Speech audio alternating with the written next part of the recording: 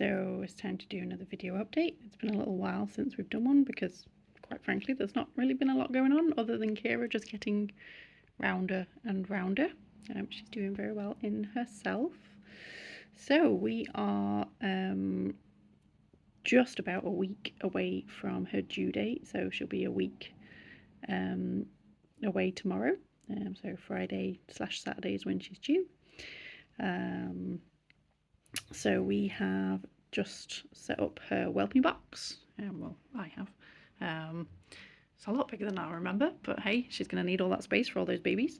So we've had to rearrange the front room a little bit. So we've got the dog bed normally sits here in front of the fireplace, but it's now been moved over there, and I did have a little sort of side table there with a bunch of books on, which has now had to move, so they're going to be moving out of here.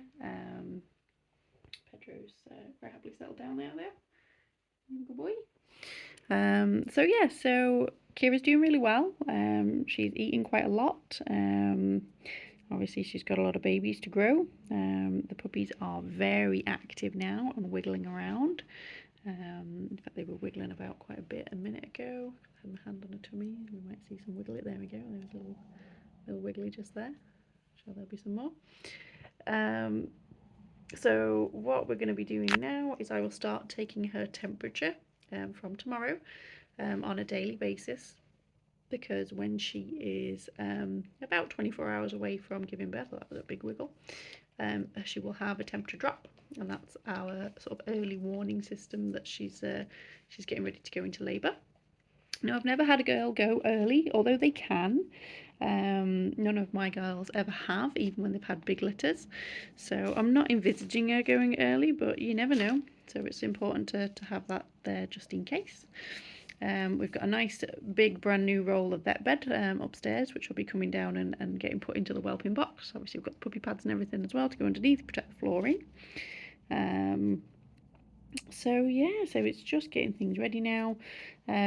Towards the sort of middle of next week, I will start sleeping downstairs with her, getting sort of settled and ready for her to say settled in the box. We'll get a pen set up around the box as well, so the others can't stick their faces in and pester her. And depending on how comfortable she's feeling, they may be evicted out of the front room for a little while until she's happy with it. Although generally they've all been very, very chill and happy with each other being around each other's babies. It usually takes them a few days to a week to kind of settle into it. And here, puppy raising is a family affair. Everybody who wants to gets involved. Sometimes the older dogs don't want to really, so Zeus especially, unless they're, they get a bit bigger and they go outside and start playing, he's not really bothered. He'll have a nosy at them and then he's like, all right, see you later. But very often the girls want to get involved, helping cleaning and things like that. So whenever mummy's comfortable with them doing so, we let them do that, because it's great for the babies and it's a great experience for the other girls as well. Kira obviously will have helped with Dax's babies when Dax had her babies, and she will have learnt how to be a mummy. So all those experiences help them. So that's where we're up to now. I need to email out to the waiting list and just make sure that no one's had any changes of heart or decided to wait for a later litter, things like that, because obviously Dax will be having a litter late next year now. We've decided to postpone it. She was supposed to have a litter earlier this year. The stud dog was already picked out, but he needed to have his health tests done because he's Kira's brother, Zuko. So they didn't get their health test done until May. Unfortunately, Dax came into season in February, so she was quite early, so we decided to postpone.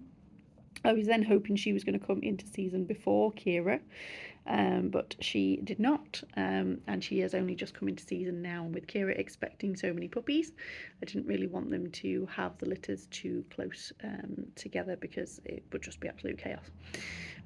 So we've decided to postpone Dax's litter until late next year.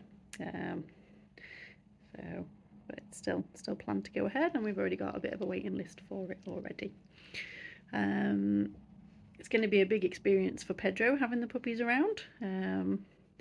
He's obviously still a very young dog, so he's going to be quite keen to play with him, I would imagine. So we'll just have to make sure that he's gentle because he is a big lump.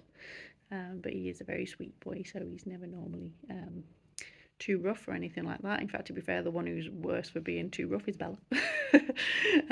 She plays pretty hard, so she has to be monitored. Although she's an older lady now, so she might not be so rough and tumble. So yeah, so the puppies obviously once they're born, and we'll do all the videos and everything of the whelping and things like that, so you'll be able to see that. And then yeah, we'll start to reach out to people on our waiting list, and I will I can find the sort of the temperaments of the puppies out quite early on to an extent. Obviously it's not a surefire thing, but you get an idea of the puppy's natures quite early on, especially with us doing our early neurological stimulation and things like that. You can really see sort of like what's going on in their little heads, and we start to sort of match people up with their puppies and things like that, and then we go from there. And obviously they'll be able to come to visit them, and we'll have our puppy parties and all sorts. So it's kind of now is the quiet before the storm. You're gonna have another quiet sort of like 4 or 5 days hopefully, and then things will start moving from there, eh? But as you can see, she's very, very chill and relaxed at the moment, which is what you want for an expecting mummy.